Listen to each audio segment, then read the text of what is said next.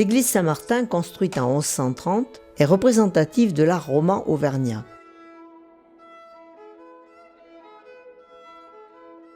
Lors d'une première tranche, la façade occidentale et le clocher ont été restaurés avec minutie.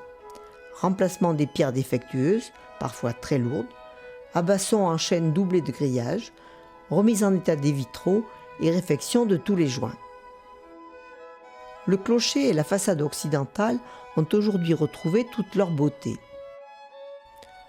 L'objectif final est de restaurer l'intérieur très dégradé. Mais auparavant, les toitures et les murs doivent assurer l'étanchéité de l'ensemble de l'édifice.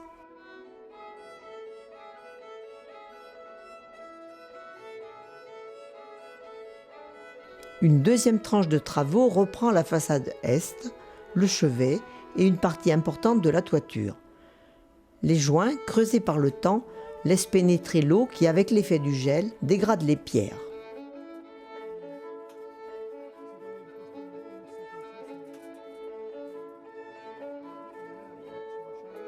On commence par un sablage.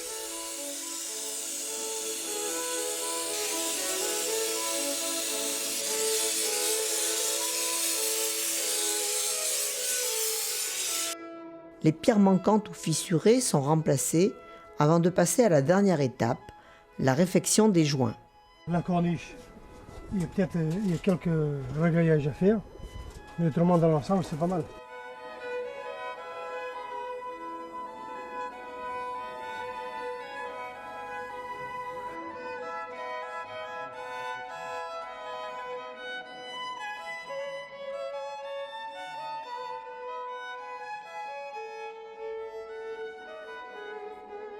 Dans le même temps, l'équipe de couvreurs restaure la toiture en commençant par la partie la plus haute, le transept.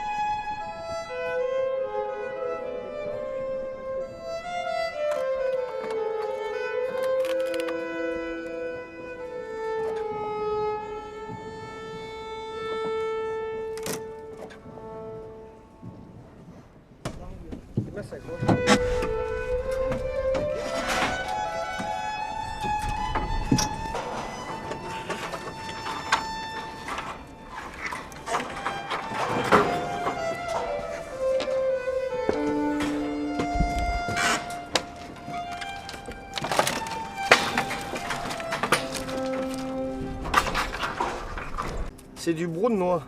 Et on le passe sur les bois neufs pour qu'ils se confondent avec le bois ancien, quoi. Oui, le bois il est traité classe 4 là, d'usine déjà, pour bois d'extérieur. Là c'est juste un aspect esthétique. Et puis on fait toutes les planches qu'on met en débord, vous voyez celles-là elles sont teintées en haut. C'est pour que vu du dessous le débord paraisse pas restauré. On a recoupé tous les débords justement pour purger ce qui était pourri, vous voyez c'est tout recoupé. Là il n'y a pas le bout encore, vous y voyez bien. Oui. On a purgé ce qui était mauvais, on a réduit le débord, on fera un débord. On débordera plus la tuile pour qu'il y ait exactement le débord d'origine. Pour évacuer les eaux pluviales.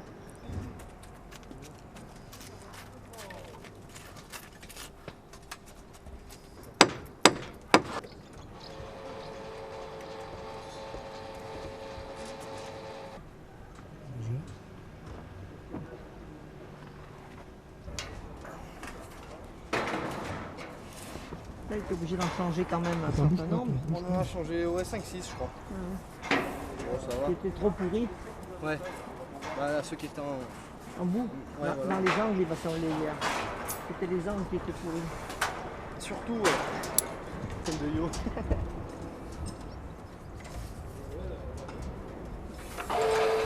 Moi mon métier c'est couvreur zingueur. Je viens d'avoir mon CAP donc j'ai passé en 1 an. Et alors à quel moment j'ai eu envie de faire ce métier? En fait dans ma famille on est tous couvreurs, enfin tous les hommes de la famille sont couvreurs et en plus il y a mes 2 cousins et mon oncle qui travaillaient dans cette boîte-là, donc dans les monuments. Il y a le brou de noix. C'est une longue, elle. Elle est plus longue. Voilà. Grave. Vas-y là.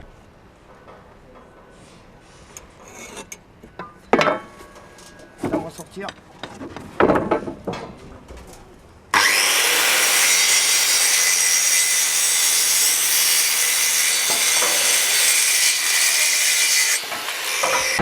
C'est bon? Ouais.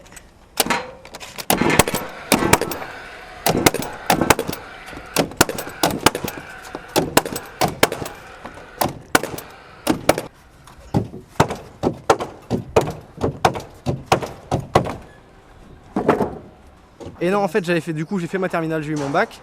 Ensuite, je suis allé en BTS commerce international, j'ai fait un trimestre et j'ai arrêté. Et je suis venu travailler dans cette boîte-là en intérim. Voilà.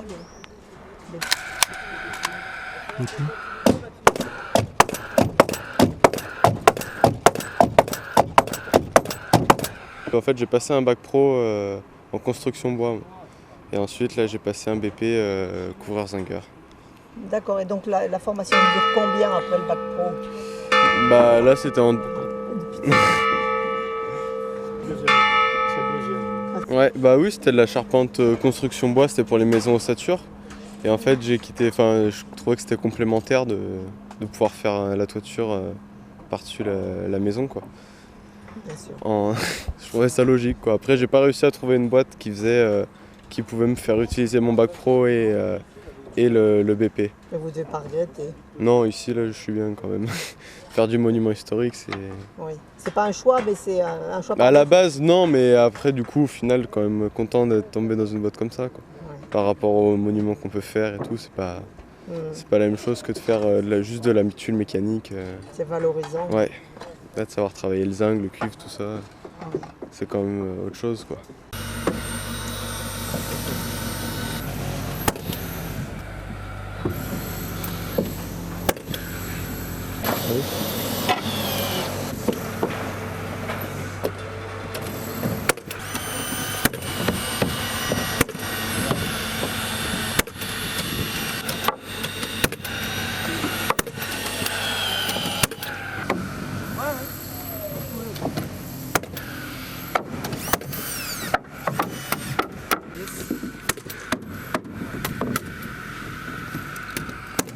C'est 1,7 kg, pas loin de 2 kg la tuile. Elles sont percées là, c'est d'origine ou... C'est d'origine, oui, bien sûr. Elles sont toutes clouées. Je vais attaquer là et puis les chefs qui sont là.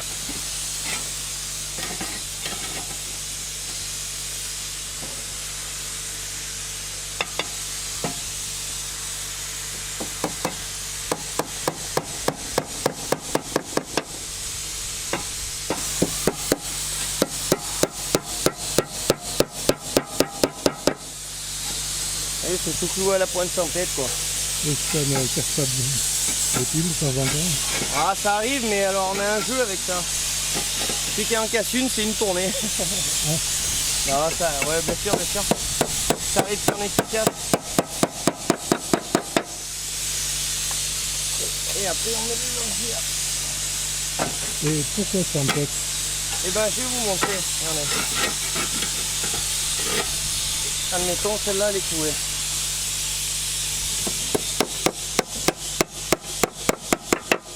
Quand on a celle du dessus, ce sera couvert définitif. Admettons, celle-là, il y a un coup de grêle, elle casse. Oui. Et ben, vous pourrez lever celle-là, la sortir et en ranquer une dans la pointe. Vous voyez? Voilà. C'est bien comme principe. Elles appuient les unes sur les autres. Du fait qu'elles soient clouées, elles ne peuvent pas descendre. Elles ne peuvent pas s'envoler non plus parce qu'il y a du poids et vu que c'est scellé en partie haute, et c'est plus facile pour les changer, quoi, après.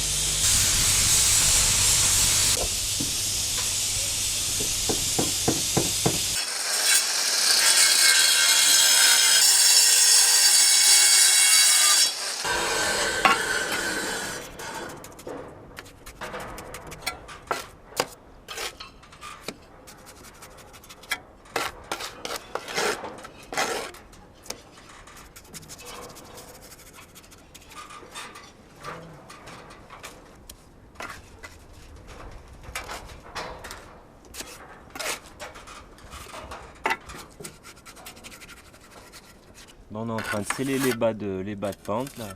Faire la finition, histoire de boucher les trous pour pas que les oiseaux et puis ta flotte rentrent. Puis que ça fasse une finition esthétique aussi. Ça scelle les tuiles par la même occasion. Voilà, c'est de la chaux, du sable avec un petit peu de ciment blanc pour que ça tire plus vite, teinté. Ah oui. Et le sable, c'est du sable local? Je crois bien que c'est du sable de l'Ador. Ouais.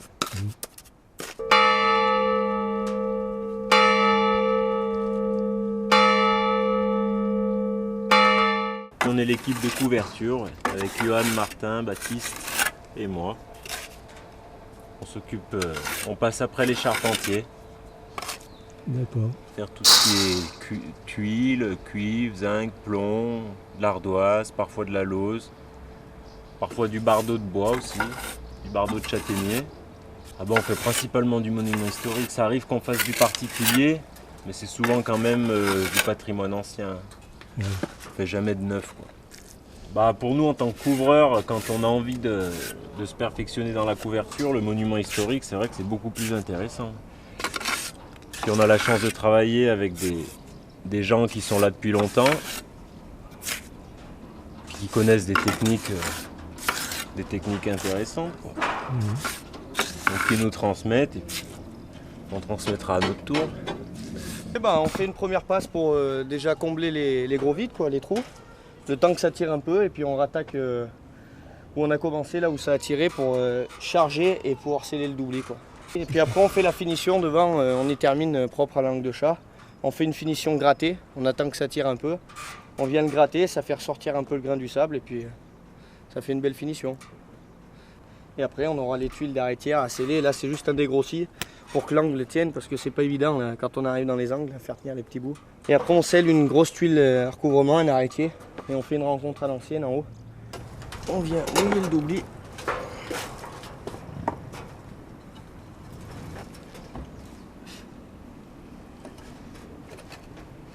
On remet tout de suite la deuxième pour nous régler le doublé.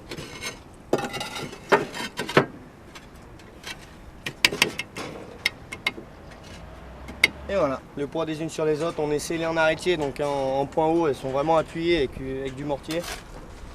Ça risque vraiment rien. Je pense pas qu'il y en ait qui s'arrachent, hein. Enfin, ça m'est pas arrivé encore. Ça peut arriver, mais...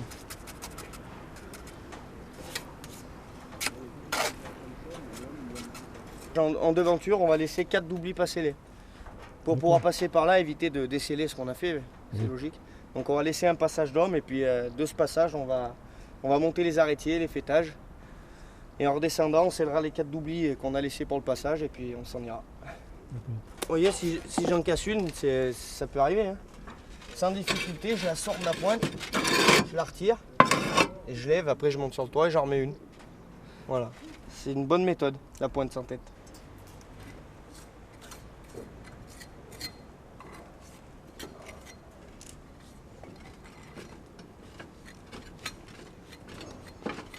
Pour dresser un peu l'arrêtier.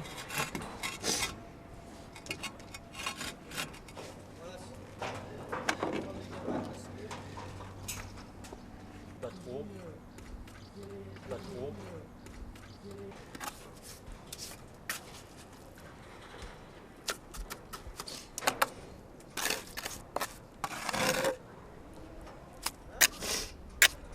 Ah, ça, avec le soleil, là, on n'est pas gâté parce que ça tire trop vite des côtés, ça sèche pas de l'autre.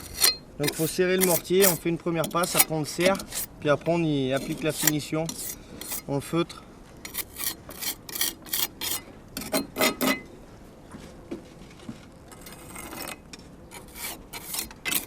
Là, c'est fait pour 120 ans. C'est fait pour 100 ans. 100 ans. Là, on respecte les dosages, on respecte les façons de faire. Après, il y a un bon coup de nettoyage pour enlever toutes ces traces blanches, quoi. C'est un peu l'inconvénient du scellement, quoi. C'est que bon, on essaye d'être propre, mais à un moment, on est obligé d'en mettre un peu sur les tuiles, quoi. On essaye, on y laisse très propre pour notre satisfaction personnelle. On scelle l'arrêtier, donc on le dresse au cordex, on le scelle grossièrement. On fait une deuxième passe en faisant les embarrures, donc c'est-à-dire les côtés, on comble. On bouge bien les trous, on attend un peu que ça tire. On vient refaire une passe pour le serrer contre la tuile Après, on attend que ça sèche et à ce moment-là, on vient le feutrer avec un pinceau, une éponge et un peu d'eau pour serrer le grain et faire l'étanchéité tuile mortier. Et à ce moment-là, après seulement, on commence à nettoyer, quoi. Mais il faut au moins 5 passages sur chaque arrêtier pour avoir un résultat correct.